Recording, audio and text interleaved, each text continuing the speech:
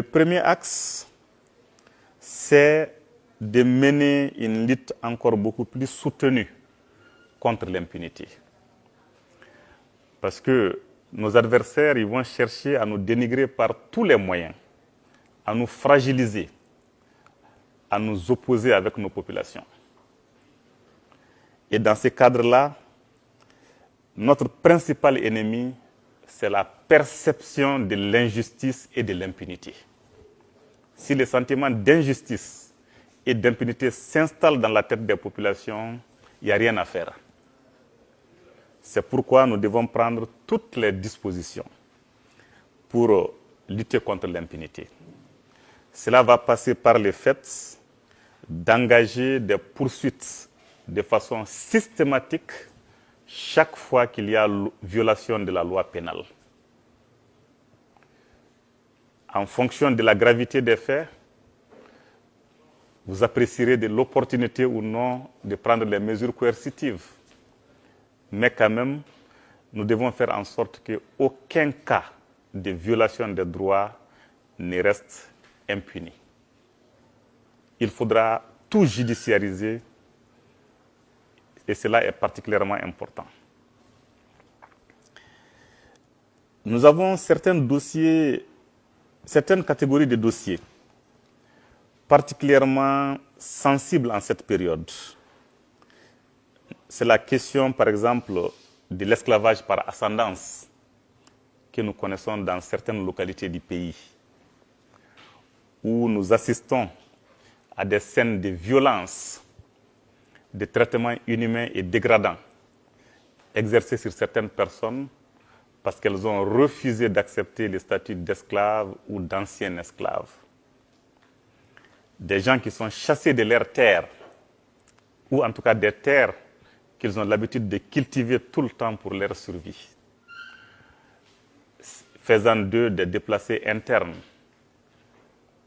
des gens qui sont menacés par l'apatridie parce que leurs documents administratifs aussi sont brûlés. On brûle leurs documents administratifs, leurs greniers, leurs biens, on les chasse des terres qu'ils ont eu à cultiver durant des décennies et des décennies. Donc c'est un phénomène aujourd'hui qui est en train d'impacter négativement l'image du pays. Notre inaction ou notre faible action peut être interprétée comme une sorte de soutien à ces entreprises esclavagistes, entre guillemets. Donc c'est pourquoi, par rapport à ces phénomènes, je voudrais vous inviter à prendre des dispositions pour que des poursuites soient engagées pour tous les cas de violences physiques et d'atteinte aux biens exercées contre ces personnes, surtout en considération de ces statuts-là, en attendant que nous ayons une loi beaucoup plus précise qui prenne en compte la globalité du phénomène dans toutes ces manifestations. En attendant, vraiment, il faut avoir un message. Et il est important aussi sur ce plan que des formations soient initiées et que nous puissions faire la part des choses entre ce qui relève du cousinage à plaisanterie et de certaines coutumes qui sont tolérées dans notre société et de ces phénomènes-là vécus comme tels et qui est inadmissible. Parce que très souvent, on voit beaucoup de personnes qui pensent que non, ce sont que nos coutumes, nous devons les protéger, nous devons continuer à les tolérer. En fait, il faut faire un net distinguo. Le cousinage à plaisanterie existe. Et dans ces cadres, on traite certains d'esclaves. Comme je le disais tout de suite avec monsieur le directeur Djibrila, je disais c'est mon fils, c'est mon esclave, parce que nous sommes cousins à plaisanterie. Ou bien vous voyez les Koulibaly qui sont attaqués par tout le monde, c'est les cousins publics. Donc dans les pays, ceux qui n'ont pas de cousins, attaquez-vous aux Koulibaly. Donc ces phénomènes-là, franchement, il est toléré, il n'y a pas de problème. Nous avons aussi certaines valeurs aussi dans lesquelles certaines personnes ont choisi de jouer un certain rôle dans la société. Dans ce cadre aussi, il n'y a pas de problème. Mais ce qui est en cause, c'est le fait pour certains de décider qu'ils ont droit de vie et de mort sur leurs semblables, que leurs semblables constituent leur propriété à part entière, qu'ils peuvent en disposer comme ils veulent, les exploiter, les vendre ou même les tuer. C'est ce qui est dangereux et qui doit être combattu. Cela aujourd'hui est inadmissible. Pour être dans la lutte contre ces phénomènes depuis 2006, j'ai pu voir des situations où des maîtres d'esclaves, à une période déterminée de l'année, quittent leur localité pour venir trouver leurs prétendus esclaves, ramasser tout ce que ceux-ci ont réalisé comme recette dans l'année et repartir avec. Leurs épouses retirées et, excusez-moi de l'expression, utilisées pour accueillir des étrangers.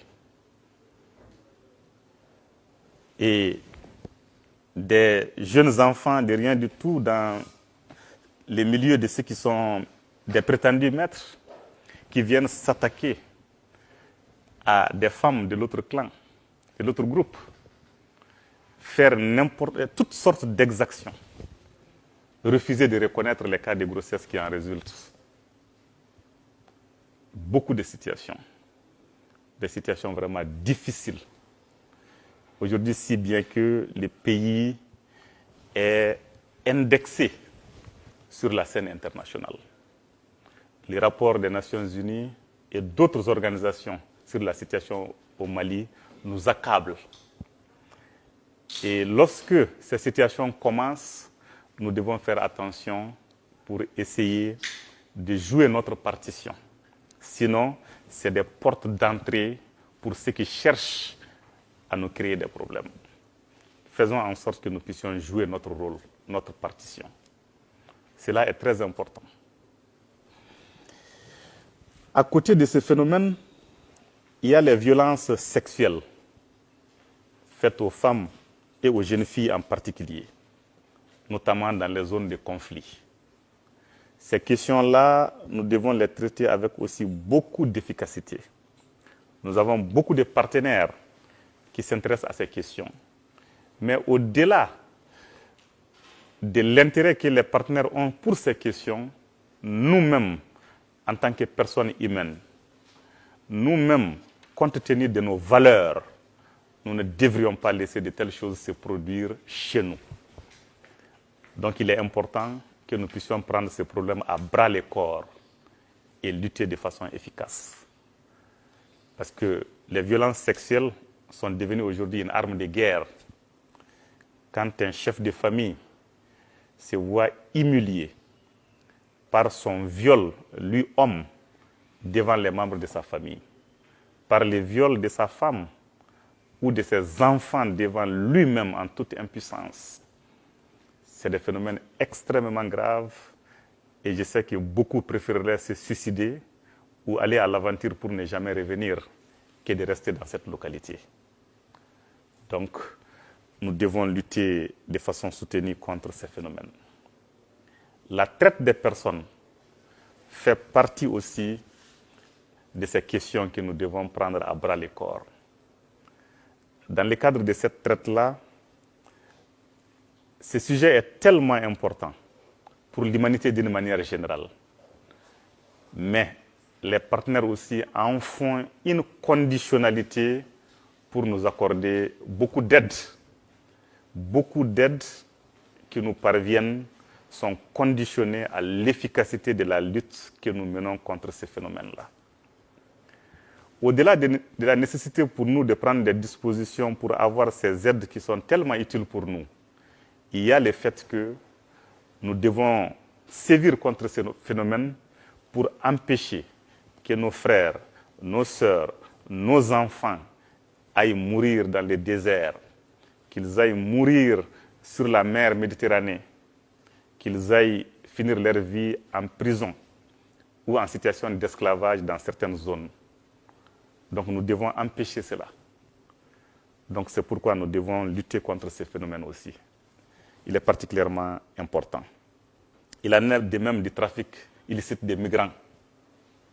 Il y a beaucoup qui vivent de ces exploitations-là. Nous devons briser la chaîne.